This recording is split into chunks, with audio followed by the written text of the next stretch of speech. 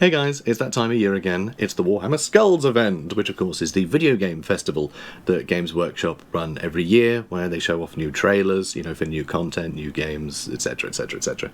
I don't know what they're going to be showing off, but it'll probably be today because I'm really late doing this video. But there is a link in the description. It'll tell you what time the live stream is. You'll be able to, watch it on demand as well if you follow that link. I'm pretty sure if that's how Twitch works. It does, right? Twitch works. Anyway, so use that link. It's a tracking link, so they'll know I sent you, and that will be good in abstract ways for me, I suppose. Where, I don't know, they'll send me more swag next year if a bunch of you use that link, I imagine. I don't know. But anyway, do that. So we're going to see what's in this box of swag that they sent me. We have a little, a little introductory hello letter, and on the other side, a bunch of game keys, which I may just post on my Discord, I think, for people to nab. We'll see. I might do a giveaway. I'm not sure. I haven't decided yet. Hey there! We at Warhammer are excited to invite you to be part of our annual Warhammer video game event called Warhammer Skulls. It's a week-long festival of everything Warhammer video games, and will start on Thursday the 23rd of May. So 5 PM is when the Twitch stream starts. So 5 PM, use the link down below. That's BST, because obviously I'm not going to tell you what it is in, I don't know, China, because I'm not in China. But I'm sure you can work it out if you're in China. So, as we kick off Warhammer Skulls with an exclusive preview showcase, including brand new game reveals, exciting first looks, details on upcoming discounts, and even free-to-keep games for your library. Well, isn't that nice? We'll be sharing news on our biggest games, including Space Marine 2 and Bolt Gun Warhammer from Focus, Rogue Trader Chaos from Owlcat, Blood Bowl 3 from Nacon, Tacticus from Snowpoint, and Total War Warhammer series from Creative Assembly, plus many more. So very fun. So yeah, really, really cool. There's a bunch of other stuff, don't worry about that. It's the embargo for this video, for showing you this stuff, which obviously has passed, or you wouldn't be seeing it. Stickers. I like stickers. Stickers are good. I think that's a librarian, right? I don't know, I'm showing it to the microphone. There's a librarian, and you'll never believe it, there's a skull. I know! Warhammer Skulls, got a skull. So that's fun. Yeah, stickers. Stickers are cool. There's a t-shirt all bundled up. So you can see there's a little logo, same as the sticker. There's that librarian again. There he is. Gloomspite Gits dice, which if I was to buy any like branded dice, it would probably have been these guys. I like these. I'm going to use these like a lot. Now this next thing is kind of rad. I would never buy one of these for myself because what the hell would I do with it except just sort of have it around? However, it's one of the Joy Toy Space Marines. These things are amazing. Absolutely love these things. This is a Dark Angels Intercessor. It's Brother Ashar. Very cool. Love Brother Ashar. I don't know who he is, but I don't know. He seems cool. He's got a gun and loads of accessories. In fact, loads of accessories. Yeah, just a cool dude. Really, real cool dude. I really like that. And now for my favourite two things in here.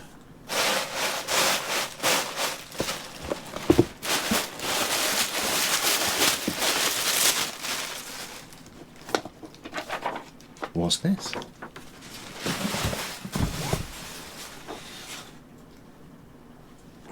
Dear Fleshbag, I, the great and powerful Squig, Basil the Undefeated, there's no Basil, that's cute, have taken your Stormcast allies, using the secrets of the almighty paint set.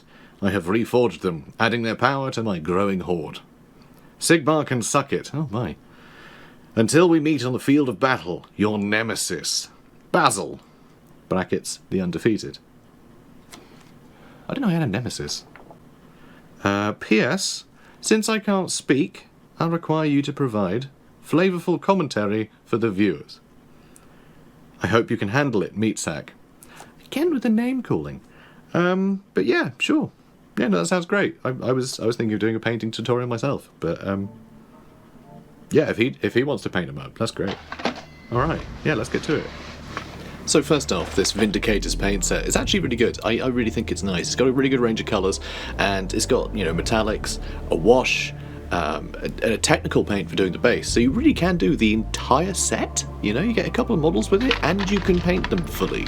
You aren't really missing anything. It would be nice to maybe have a brown in there for the leather bits, maybe a black as well, but honestly, pretty good. You can do a good job, which hopefully we will see Basil doing. So first off, using clippers to take all the pieces off the sprue, then tidying up the largest bits with the sharp end of a scalpel, and then using the back of the scalpel to help smooth it out and remove any mould lines. Once all the pieces have been liberated and cleaned up, you can start putting them together. It's all push fit, so it's relatively easy to put together, provided you follow the instructions and know which pieces are which, or wing it. Of course, once you finish the building step, you know, it's kind of normal to make them fight one another. You know, it's Warhammer, right? Fighting. Those two monkeys are killing each other. They're having sex. Oh. And then before you start painting, you chop the tips of your fingers off. No, don't do that. Just don't. That's bad. It's bad advice. Don't do that. This will help you grip the model better if you have squig hands. It's time to make sure your paints are well shaken.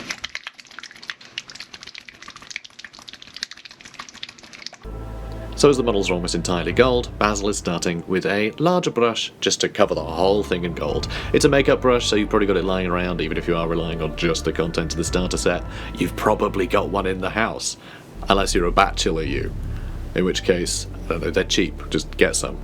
A brush, I mean, not a woman.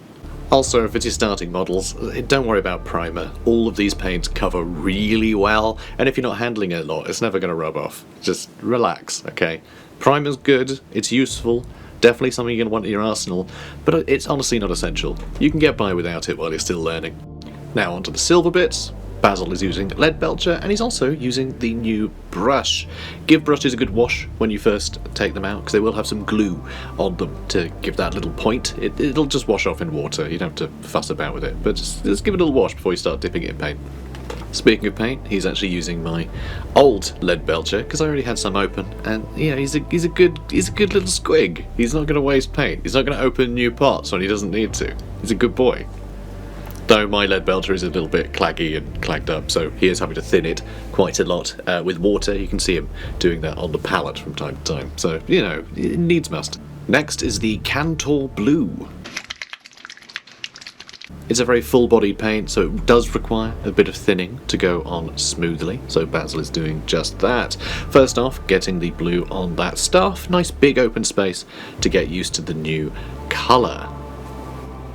Next is the face of the shield, followed by his belt, his scabbard, the fabric in the cracks in his armour, under his arms and behind his knees, and even on his pauldrons.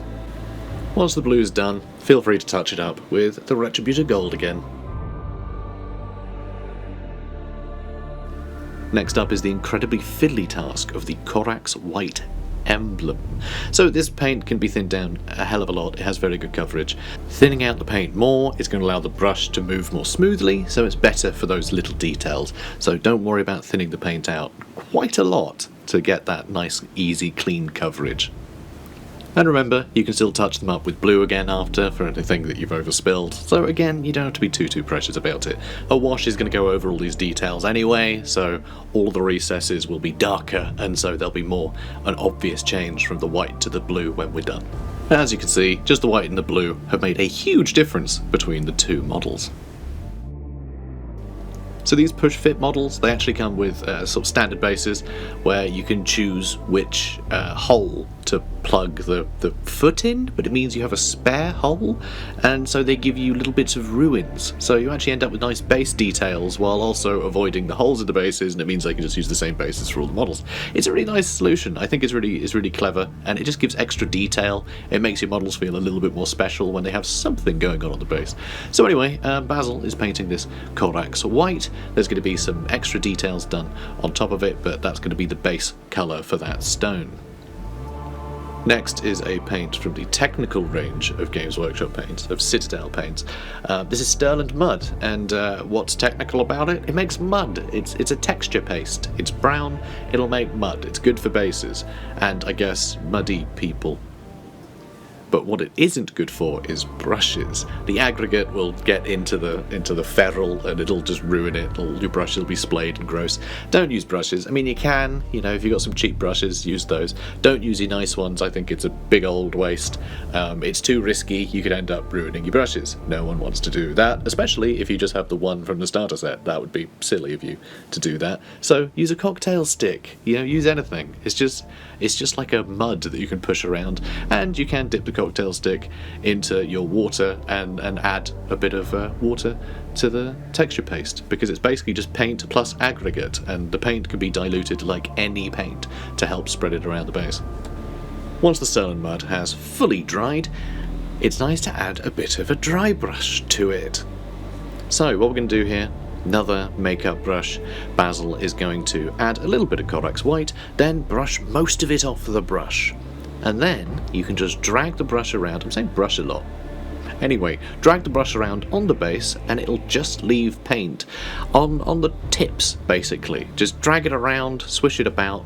You can be pretty rough and ready with it, just kind of have fun with it, really. And it'll add some highlights to all of the raised pieces to make the texture look more textured.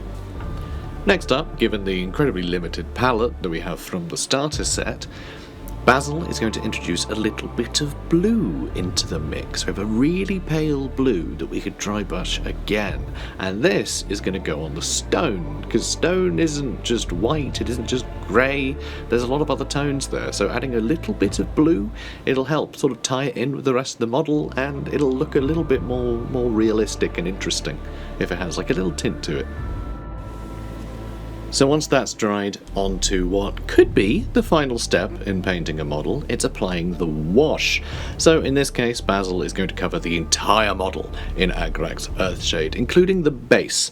So what you're going to want to do is water it down a little bit before you apply it, and you want to make sure that no paint pools too much. It's going to be very watery, as is, but the point is that it has very low surface tension, so all of the pigment runs into all the gaps in your model, which is really nice for getting those nice shaded areas in there, all the little cracks and crevices, and when sort of one texture meets another, there'll be this slightly dark dividing line between them. It helps pick out the different pieces of chainmail, the detail on the shield, everything. It'll just help define all those edges, and for basically no effort. So once the wash is dry, we're actually going to do one more dry brush. So Basil here is using lead belcher to go back over the lead belcher, which will be a lot kind of kicked back. It won't be as bright. It'll be a lot more muted thanks to the wash over the whole thing. So we're going to add some more of those highlights. But when gold is under a lot of light, it actually desaturates it. You actually get more sort of white light shining off of it. So that's what we're adding by putting the lead belcher on the gold as well. And again, just like the Stirland Mud, if you're dry brushing, it's just picking up the edges. So this way we're just highlighting the top edges with some silver, and it'll help really elevate and highlight that gold armor. So there's absolutely no reason why you can't mix paints. I know they're all in their own little pots, but yeah, mix them up. We're going to make a paler blue here. As long as you have the same blue as you used for the base coat, adding an additional colour to either make it darker or lighter, it's going to go well with the original blue. So here we're doing a lighter one for highlights, and we're basically going to be using it to cover the top edges of everything blue. But we're also, where there's big blocks of colour, we're going to try and avoid the edges of things where the wash would have pulled into the recesses. We want to allow those shadows to remain. Basil simply using the edge of the brush to quickly get a highlight along all of that beautiful texture on the stave. So at this point the model is essentially finished. For such a limited amount of paints, I think the results are pretty good. However, we don't have a black to tidy up the base, or a brown, which is traditionally used for the base rims these days, but there's no reason we can't use that beautiful blue again. So, with that finished, onto the glamour shots.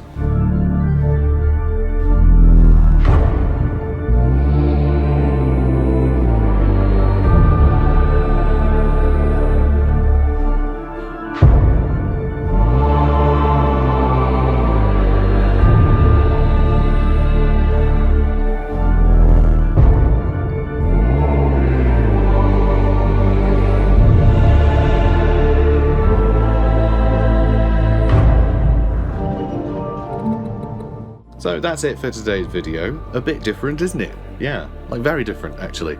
Never done something like this before on the channel. You know, I didn't want to just do an unboxing, that's boring. I wasn't obliged to do anything. Games Workshop just said, here you go. Enjoy, you know, enjoy the event. If you want to tell people about it, go nuts. Here's a tracking link if you do. But yeah, no pressure. Have fun, enjoy the swag. So, you know, but I wanted to do something fun, because fun is fun, and I like fun. It's fun.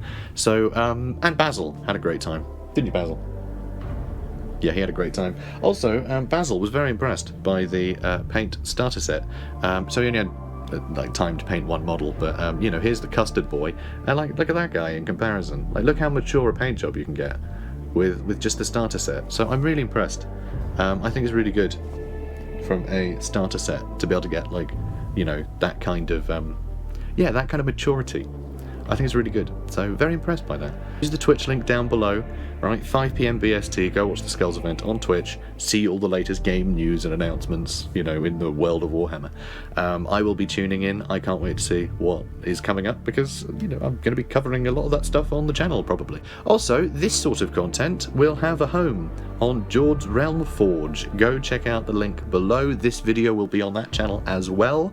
If you want to watch it a second time, I would love that. I would love for you to do that, because if that channel gets enough watch time, then I can monetize it, and then it'll start actually, like, you know, promoting my content in the algorithm for that channel, so I can do more hobby-focused stuff.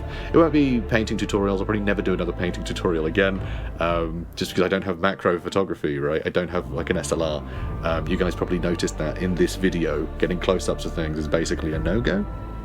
But, you know, I hope it was still fun, and you learned things, and, you know, had a giggle, and made friends along the way. I know I did. You're supposed to thumbs up. Hang on, you don't have arms!